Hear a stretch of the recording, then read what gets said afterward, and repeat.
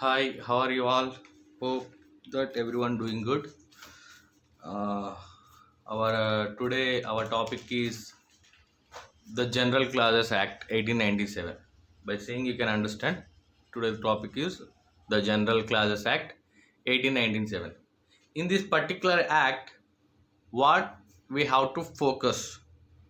What are the concepts involved in this particular act? Once look into this.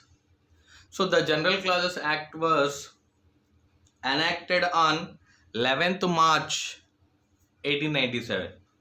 It was enacted on 11th March 1897. So these dates are important for judiciary exam purpose. Sometimes they'll ask questions when a particular act was enacted. That's the reason I mentioned that this act was enacted on 11th March 1897. The basic and important topics involved in this particular act I am going to discuss in this order. First, purpose of act. Or for what purpose this act is enacted? That one. Next, second, applicability of act. Next, third, definitions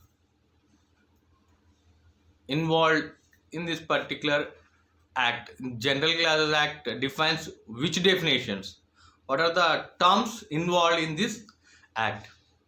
Next, fourth one, general rules of construction.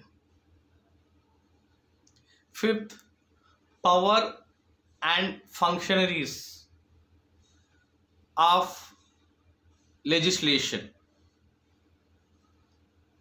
Next, provisions as to orders, rules, etc. made under enactments. If any enactment means if any legislation which are related to orders or any rules and regulations, how that provisions are related with respect to General Clauses Act. Next, last one, miscellaneous provisions. So in this series we will discuss the General Clauses Act. The first one, what is the first one? Right, purpose of act. So as we discuss, when this General Clauses Act enacted, correct, on 11th March 1897. Basically this General Clauses Act mainly contains definitions.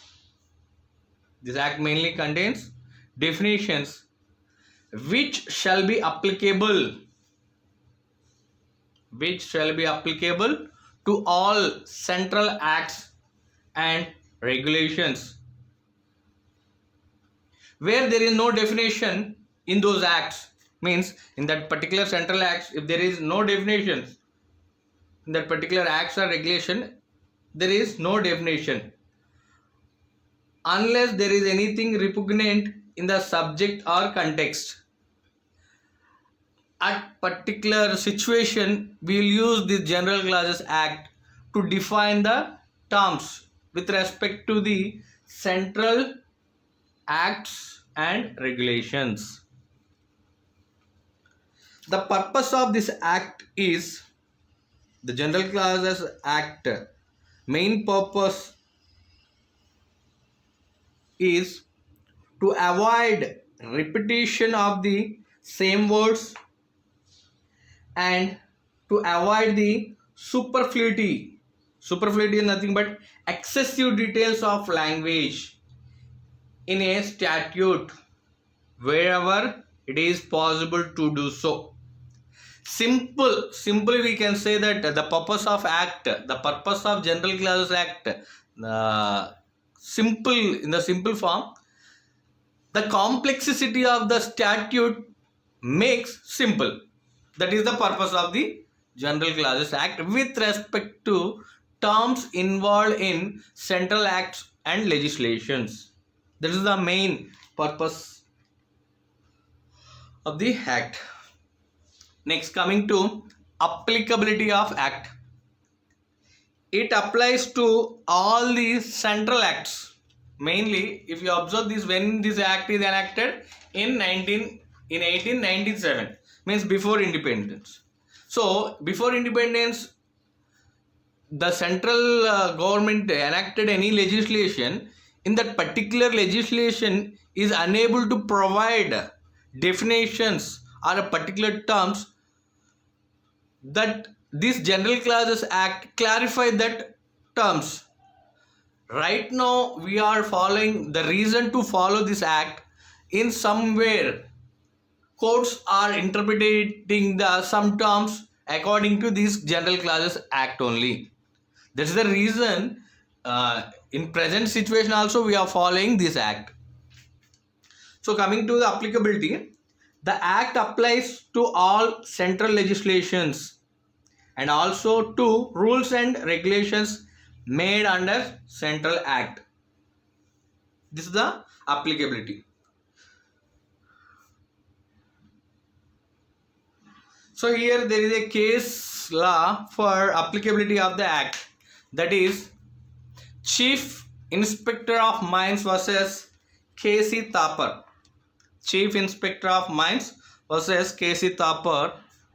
In this case, the Supreme Court had observed that to explain applicability of the act, the Supreme Court observed that whatever the General Clauses Act says, whether as regards the meaning of words or as regards legal principles.